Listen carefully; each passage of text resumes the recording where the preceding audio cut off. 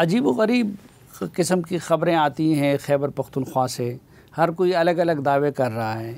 Actually law and order के लिहाज से खैबर पख्तूनख्वा की इस वक्त क्या सूरत हाल है? बिस्मिल्लाहिर्रहमानिर्रहीम। देखें सलीम साहब, मुख्तलिफ टीवी प्रोग्राम्स में मैंने अक्सर ये जिक्र किया कि खैबर पख्तूनख्वा की लॉ और सिचुएशन जो है वो इतनी अच्छी नहीं है, बुरी भी नहीं है लेकिन बहुत अच्छी नहीं है। अगर आप जनूबी अजला खैबर पख्तूनख्वा के देखें, जिससे टांग, डी खान, बनू, लकी, करक और ये कुरम आप देखें, फिर साउथ वज़ीरिस्तान देखें, नॉर्थ वज़ीरिस्तान देखें, फिर बाजोड़ देखें, मोमन देखें, तो ये सारे जो है ना इन इलाक़ों में जो है वो हालात कोई इतने अच्छे नहीं हैं। और आपने देखा होगा टीवी पे भी मुख्तलिफ़ औकात पे जिस वक्त मिलिटेंट्स के साथ होती है, झड़पें भी होती हैं, मिलिटेंट्स भी मारे जाते हैं, फ़ौज वाले भी शहीद होते हैं। और ओपनली अभी आपने रिसेंटली देखा ईद के चौथे दिन जो मौलाना के बेटे साहब के साथ एक इंसिडेंट हो, और हम हमेशा कहते थे कि हाईवेज़ ब्लॉक हो जाते हैं, सी पैक ब्लॉक कर देते हैं।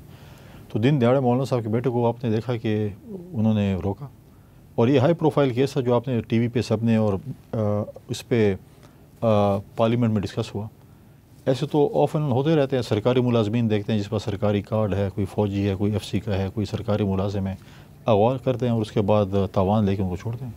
तो ये लॉ एनफोर्सिंग इदारे हमारी क्या कर रहे हैं वहाँ पे? After the 18th amendment law and order का जो सब्जेक्ट है वो है प्रोविंशियल गवर्नमेंट के साथ। उसके साथ अगर प्रोविंशियल गवर्नमेंट समझती है कि अगर उनको कोई ज़रूरत है तो FC और फ़ौज बुला सकते हैं, जैसे बलूचिस्तान में है, सिंध में भी है, उन्होंने रेंजर्स बुलाए हुए हैं, फ़ौज भी कहीं ना कहीं है। तो सूबाई हुकूमत तो ये मानती नहीं है कि लॉ एंड ऑर्डर सिचुएशन ख़राब है। कभी आपने देखा कि 1 पॉइंट एजेंडा सूबाई असम्बली में कोई बहस हुई हो लॉ एंड ऑर्डर के ऊपर? अभी क्योंकि हमारी अपोजिशन के मेंबरों की तादाद बढ़ गई है, मुझे लीडर ऑफ अपोजिशन ने कहा था कि हम पहली रिक्वेजिशन ही असम्बली की लॉ एंड ऑर्डर पे करवाएंगे। तो इसके ऊपर जो है अभी इंशाल्लाह बातचीत होगी, लेकिन सूबाई हुकूमत जो है वो कोई संजीदा नहीं है लॉ एंड ऑर्डर कंट्रोल करने में। अगर वो संजीदा होती तो आप मुझे बताएं, कुरम की सिचुएशन तकरीबन 1 साल हो गया, रोड नहीं खुल सका। आप अपना ज़िला देखें, जिस मैं उस ज़िले से ताल्लुक़ रखता हूँ, मौलाना साहब भी उस ज़िले से हैं, CM साहब भी उस ज़िले से हैं। CM साहब ने बताया ना कि डी खान में उसने कौन सी ऐसी कोई मीटिंग की जिस पे 1 point agenda law and order हो, उसने IG को बुलाया हो, अपने IGFC को भी दावत दी हो, या कोई ऐसी चीज़ की हो कि हम जनूबी अजला की लॉ एंड ऑर्डर को ठीक करें। बनू में कोई ऐसी मीटिंग की हो जिसमें लॉ एंड ऑर्डर की बात की हो, कभी उन्होंने संजीदगी का मुजाहरा नहीं। लेकिन CM साहब कहते हैं कि जी ऊपर की सतह पे कन्फ्यूजन है और हम बंदे पकड़ते हैं और वो रिहा करते हैं। उनके इस इल्ज़ाम के बारे में देखें, वो तो ऐसे बचगाना उसकी बात है।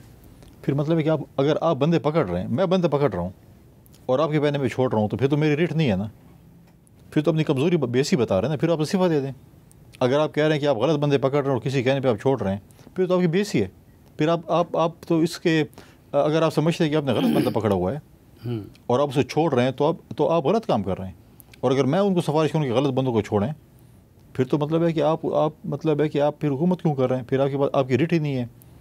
लिहाजा ये बातें करना कि आप अपनी गलतियाँ या अपनी कोताहियाँ किसी और के उसमें डालें तो गलत है। आप कहते हैं जी फ़ौज सूबे से निकल जाए और सिर्फ पुलिस कंट्रोल करे। बिल्कुल हमारी बड़ी कॉम्पिटेंट पुलिस है, लेकिन पुलिस को कौन इक्विप करेगा? 700 अरब रुपए आज तक NFC अवार्ड के मद में 1% आपके पास आ चुके हैं। तो आपने क्या किया पुलिस के लिए? कौन सी कितनी इक्विप की अपने पुलिस? क्या आपके जो मिलिटेंट्स हैं, आपको भी पता है, जो अफगानिस्तान में जो असला छोड़ के गए थे नेटो फोर्सेस, वो उनके हाथे चढ़ा हुआ है। उनके पास स्नाइपर्स बंदूकें हैं, उनके पास नाइट विजन है, उनके पास थर्मल है। आपकी पुलिस के पास क्या है? आज आप फ़ौज निकाल लें अपने सूबे से, आप एक हफ़्ते भी सूबे कंट्रोल नहीं कर सकते। ये फ़ौज जो लड़ रही है ना, इंटरनली भी लड़ रही है, बॉर्डर पे भी लड़ रही है, इंटरनल भी आप देखें रोज़ाना कि उसके ऊपर वो कर रही है।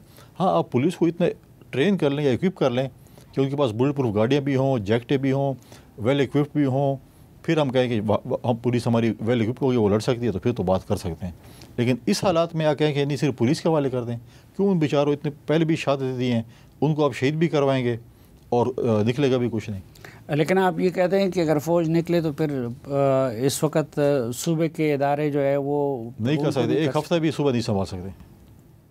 कैसे संभालेंगे? कि वसाइल ही नहीं उनके पास, कैसे संभालें? मैं पूछ रहा हूँ ना कि 700 रुपये कहाँ पर लगे हैं? ये अगर वेल इक्विप्ड हो जाते हैं, वेल ट्रेंड हो जाते हैं, हम कहते हैं बस ठीक है, और फ़ौज भी चाहती है।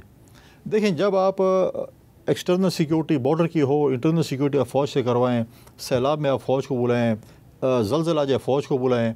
पहले आपने एक एक्सपीरियंस किया वापडा में, अब पोलियो ड्रॉप्स रह गए, फिर हम कहते हैं कि जी फ़ौज इंक्रोचमेंट भी करती है। जब सिविलियन इदारे कमज़ोर होते हैं, नाकाम होते हैं, तो फिर उनको हम बुलाते हैं फ़ौज को कि आप हमें हेल्प करें। जब सिविलियन इदारे मजबूत होंगे तो हम बोलेंगे नहीं हमें फ़ौज की ज़रूरत नहीं है, वो तो खुद चाहते हैं कि हम सरहदों के ऊपर हों। लेकिन उसके बावजूद भी तो मसला हल नहीं हुआ ना, मसला तो संगीन से संगीन तर होता जा रहा है। देखें वो तो अक्रॉस दी बॉर्डर जब मिलिटेंट्स आपके पास आ रहे हैं, आपके पास लोकल जो तश्कीलें हैं, मतलब है कि फॉर एग्ज़ाम्पल डी खान में अगर आप देखते हैं लोकल तश्कीलें भी हैं, अक्रॉस दी बॉर्डर भी लोग आ रहे हैं, तो लोग तो आ रहे हैं। जब तक सूबा और मरकज़ वन पेज पे नहीं होगा दहशतगर्दी के ख़िलाफ़ जंग में, तो ये चीज़ें नहीं हो सकती। अगर वफाक कर रहा है, फ़ौज कर रही है और सूबा कह के नहीं हमने नहीं करना, हमने सपोर्ट नहीं करना, फिर ये चीज़ चल नहीं सकती। मैं समझता हूँ कि इसके ऊपर पॉलिटिक्स नहीं होनी चाहिए।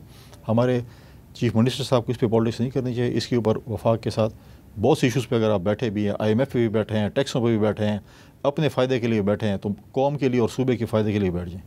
नहीं, लेकिन वो कहते हैं कि मसला इसलिए भी हल नहीं हो रहा है कि गुड बैड की तफरीक से हम अभी तक निकले नहीं हैं। तो क्या ये गुड बैड के तकसीम अभी ख़त्म हो गई है? देखिए, ये बातें टीवी पे करना और इल्ज़ामात लगाना बहुत अच्छी बात है। ये बातें तो जब फील्ड मार्शल साहब आए थे तो आपने नहीं की थी।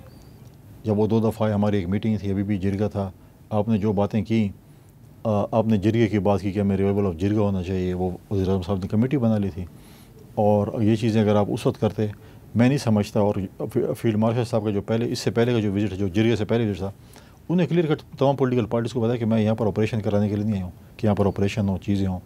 लेकिन बाकी बात तो ठीक, जो आपकी रिट ऑफ गवर्नमेंट चैलेंज करे, जो आपके आइन और कानून को जो शख्स न माने और वहाँ पर जो है अपनी पैरेलल फोर्स ही बनाए।